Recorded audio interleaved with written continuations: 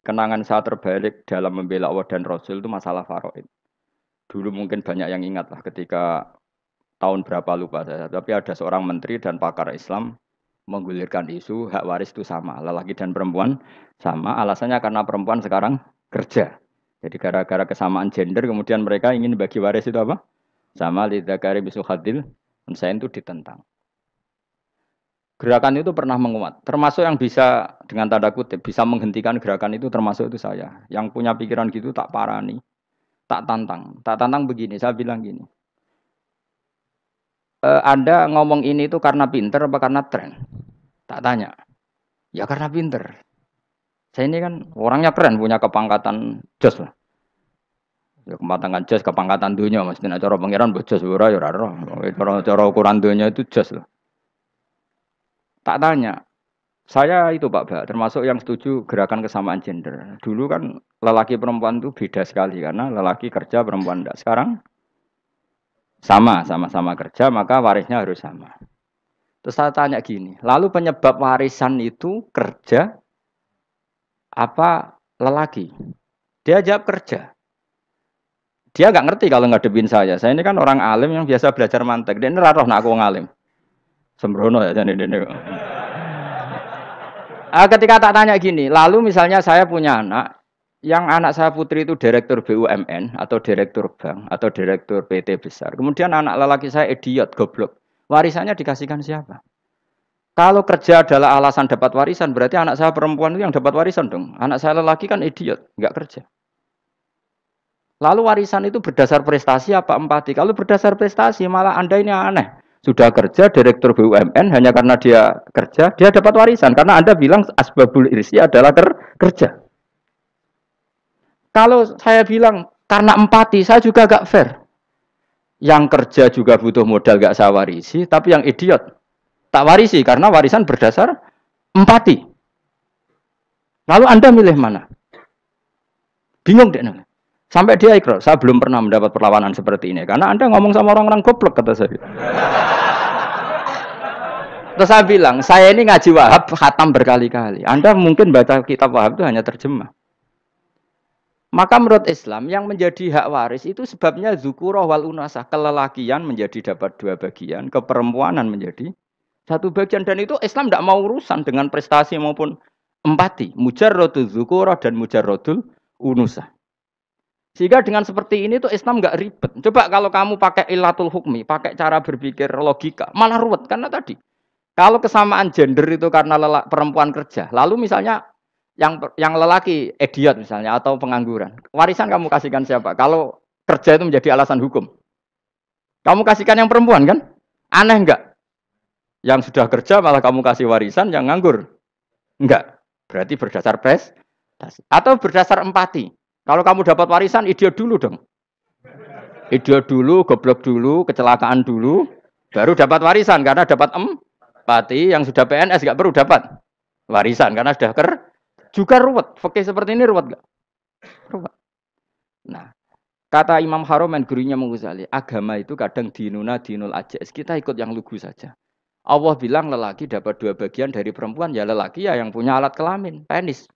Perempuan yang punya farji, ya sudah gitu aja, gak usah ruwet-ruwet. Kenapa begitu? Ya sudah seperti itu. Nanti lama-lama gini kalau diterusin. Ada seorang dokter fikih perempuan. Dia menguasai fikih sholat. Ruhin lanang tapi gak menguasai fikih sholat. Rohnya mau pesolatan misalnya. Lalu yang jadi imam siapa kalau berdasar prestasi? Perempuan dong, karena dia doktoral fikih sholat. Dia menguasai aneh-anehnya sholat. Horo ibu masaili sholat dia menguasai. Sementara Ruhin takoi sholat itu apa Ruhin? Pokoknya ini gugus ngadeg terus lugu. Terus ngadeg malih. Apa? Ada ngulon. Nak salam ngalerin. Dia tahunya hanya itu dok. Lalu kalau nuruti imam sholat adalah yang terpandai dalam fikih sholat, tentu yang imami perempuan. Tapi agama ini tidak seperti itu. Pokoknya wong lanang imami. Wong beda. Jadi makanya kata Imam Haromen dinuna dinul ajais. Sampai Said Muhammad itu sering ngutip beliau gini kan, Allahumma imanan ka imanil ajais ya Allah. Semoga iman saya menerima konsep engkau itu ka imanil ajais. Imannya wong wedok-wedok sing lugu. Ajus itu perempuan lugu yang sudah sepuh. Jadi misalnya ngukur anak seneng ya anak kono gedang goreng, ngekei duwe, ya lugu saja. Itu bagus. Daripada kamu pakai argumentasi, karena argumentasi ini sebetulnya kelihatan cerdas, tapi ada kebodohan masif. Karena tadi, kalau hak waris kita otak-atik dengan prestasi, maka yang pro empati akan protes. Paham ya? Masa yang sudah kerja dikasih banyak, yang idiot enggak? Tapi kalau berdasar empati juga aneh. Masa dapat warisan harus goblok dulu, harus kecelakaan dulu. Maka Rasulullah pernah ngendikan ketika ditanya, lalu warisan untuk siapa ya Rasulullah? Nabi jawabnya lucu. Fali aula rojulin dakarin. Jadi Nabi sempat ngendikan kata rojul. Kemudian direvisi dakarin. Fali aula rojulin dakarin. Semua ulama ngendikan dakarin di sini adalah badal. Nabi ngendikan rojulin. Kemudian Nabi ingat kalau rojul itu identik dengan lelaki dewasa. Apa? Kemudian Nabi mengulang lagi dakarin. Tidak harus dewasa, yang penting lelaki. Jadi meskipun baru lahir, kalau dalam keadaan baru lahir namanya apa? Kan dakarin kan? Belum bisa dikatakan rojul. Paham ya? Nabi ngulang 2 kali. Fali aula rojulin dakarin. Ini penting saya utarakan supaya clear. Jadi agama itu gak usah diotak-atik. Ya itu tadi misalnya imam sholat itu lelaki. Ya sudah lelaki. Lelaki itu apa? Yang punya alat kelamin lelaki. Jangan dibalik ini. Yang dikatakan lelaki itu orang kuat. Jika meskipun perempuan kalau kuat, misalnya perempuan anggota poluan. Lelakinya cemen, idiot, maka imamnya perempuan gitu. Karena makna lelaki adalah kuat. Ini keruwetan. Jadi agama itu tidak seperti itu. Nah sekarang kembali ke pilihan. Yang dikatakan pilihan itu orang hebat. Apa yang dipilih? Apa berdasar definisi? Apa berdasar kehendak yang milih? Loh kok mulai do pinter? Tumben do pinter. Alam raya ini milik Allah. Dan semua di alam raya ini milik Allah. Maka dipilih tidak dipilih itu terserah yang punya apa terserah kita. Apa terserah kriteria, apa terserah definisi. Dalam konteks kita sebagai objek diambil, tentu terserah yang punya. Kemudian Allah bilang, orang-orang itu saya pilih. Nah kalau milihnya Allah berdasar kepunyaan, tentu Allah boleh dong memilih orang yang sebetulnya berstatus dolim. Ya tapi ya tetap dia dolim, tapi ya tetap dipilih. Kenapa ya? Karena Allah yang punya. Saya misalnya orang kaya, boleh nggak punya HP buruk? Boleh kan? Terserah saya. Saya orang kaya, beli HP mahal, medium, dan paling buruk. Boleh enggak? Boleh, saya yang punya. Nggak boleh, Gus, ini orang kaya harus beli HP yang mahal. Yang bilang harus siapa? Nah, kegoblokan kita ini seperti ini. Nak wong sugih HP ini kudu larang. Nak wong alim kudu bojone ayu. Sing kudu darani kudu ayu ku sapa? Nak maji jalan yang dumbu swarga lho kudu iku sing swargane mbam tapi kudu. Nah, kita ini sering berpikir ngatur Tuhan. Nah, Indonesia negara yang mayoritas muslim terus Islam Indonesia kudu dadi sampling Islam seluruh apa?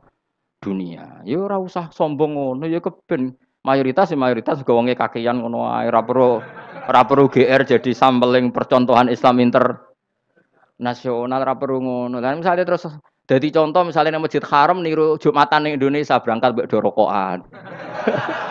Bariku tekike diusep-usep nang pojok pager. Lah misalnya wong Mekah terus do ngono kabeh karena mencontoh Islam Indonesia. Kacau gak? Ora usah GR ngono biasa wae. Napa? Biasa wae. Terus misalnya mencontoh Islam Indonesia nak ziarah Wali Songo terus tahlilan nunggu nganti setengah jam. Lah terus raudhah dikepung ngono rak macet Mekah Madinah. Mergo agar ziarah Nabi terus lungguh apa? Sak jam. Nak ning wali sak jam ning Nabi 2 jam lah kira-kira gitu. Ya malah nganyak Kanjeng Nabi tuh. Nabi sekaruan Afdhalul Khalqi mbok dongakno wa maghfir lahu warhamhu. Iku malaikat sak langit misah.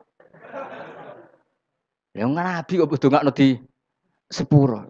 Kue tapi ya butuh sepuro. Enggak boleh doakan Nabi gitu enggak boleh. Wa sholli ala sayyidina Muhammad wa ala alihi enggak boleh pakai ighfir lahu. Masalah kita tahlilan apa alam donga iku terus kamu gunakan.